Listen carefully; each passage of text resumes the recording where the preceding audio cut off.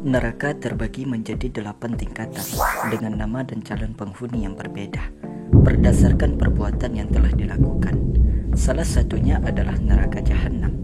Lantas siapa saja calon penghuni neraka Jahannam tersebut?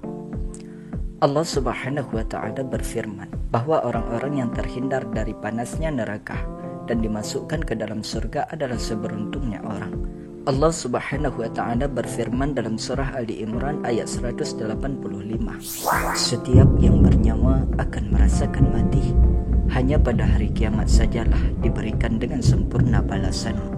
Siapa yang dijauhkan dari neraka dan dimasukkan ke dalam surga, sungguh dia memperoleh kemenangan. Kehidupan dunia hanyalah kesenangan yang memperdaya. Jika kita melihat dalam buku yang berjudul Ternyata Kita Tak Pantas Masuk Surga, neraka Jahannam adalah neraka dengan tingkat paling tinggi dan dikhususkan bagi orang-orang yang melakukan dosa besar. Neraka ini memiliki dasar yang sangat dalam atau keadaan yang gelap dan hitam, sehingga disebut dengan neraka Jahannam. Bukti dalamnya neraka ini dapat dilihat dari hadis Nabi yang dinukil dari Abu Hurairah radhiyallahu anhu. Kami dulu pernah bersama Rasulullah sallallahu alaihi wasallam. Tiba-tiba terdengar suara sesuatu yang jatuh. Rasulullah sallallahu alaihi wasallam lantas bertanya, "Tahukah kalian apakah itu?" Para sahabat pun menjawab, "Allah dan Rasulnya yang lebih mengetahui." Rasulullah sallallahu alaihi wasallam kemudian menjelaskan, ini adalah batu yang dilemparkan ke dalam neraka sejak 70 tahun yang lalu, dan batu tersebut baru sampai di dasar neraka saat ini. Keberadaan neraka Jahannam salah satunya dijelaskan dalam surah Al-Hijr ayat 43. Dan sungguh Jahannam itu benar-benar tempat yang telah dijanjikan untuk mereka pengikut setan semuanya. Al-Quran menjelaskan beberapa penghuni neraka Jahannam ini. Di antaranya orang-orang yang berdosa besar, orang-orang yang durhaka kepadanya, orang munafik, orang yang suka mengikuti langkah-langkah setan, hingga orang yang bakhil atau pelit. Mengenai penghuni neraka khususnya Jahannam, Allah Subhanahu wa Ta'ala menjelaskan salah satunya melalui sebuah ayat, yaitu pada surat Al-A'raf ayat 179. Sungguh kami benar-benar telah menciptakan banyak dari kalangan jin dan manusia untuk masuk neraka Jahannam karena kesesatan mereka. Mereka memiliki hati yang tidak mereka pergunakan untuk memahami ayat-ayat Allah, dan memiliki mata yang tidak mereka pergunakan untuk melihat ayat-ayat Allah, serta memiliki telinga yang tidak mereka pergunakan untuk mendengarkan ayat-ayat Allah. Mereka seperti hewan ternak, bahkan lebih sesat lagi. Mereka itulah orang-orang yang lengah. Berikut ini cerita Islami Channel One telah menjelaskan, dan telah kami rangkum beberapa jenis penghuni neraka Jahannam. Di antaranya sebagai berikut.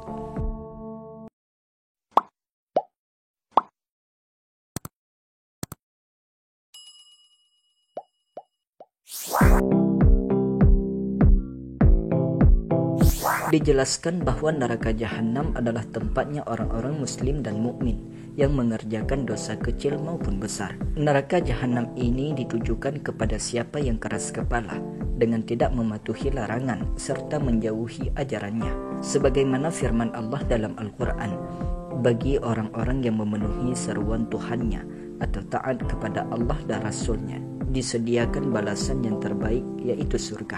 Sebaliknya, bagi orang-orang yang tidak memenuhi seruannya, sekiranya mereka memiliki semua yang ada di bumi dan ditambah sebanyak itu lagi, niscaya mereka akan menebus dirinya dari azab Allah pada hari kiamat dengan hartanya itu.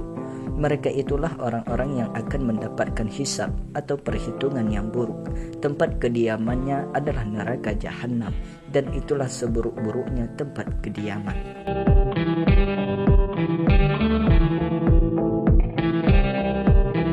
Allah Subhanahu wa Ta'ala memasukkan orang-orang yang menduakannya atau yang berbuat syirik ke dalam neraka Jahannam.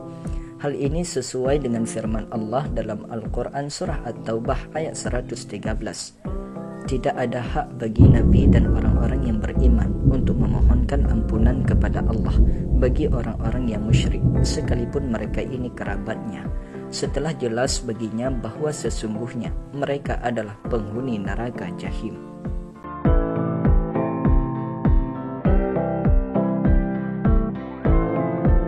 Neraka Jahannam menjadi tempat kembali bagi orang-orang yang melampaui batas dengan menentang aturan agama dan mendustakan para rasul Allah Subhanahu wa taala. Mereka yang tinggal di dalamnya akan diperlakukan dengan sehina-hinanya sebagai perbuatan buruk mereka di dunia. Hal ini seperti yang difirmankan oleh Allah Subhanahu wa taala dalam surah An-Naba ayat 21 sampai 26. Sesungguhnya neraka Jahannam itu padanya ada tempat pengintai, lagi menjadi tempat kembali bagi orang-orang yang melampaui batas. Mereka tinggal di dalamnya berabad-abad lamanya.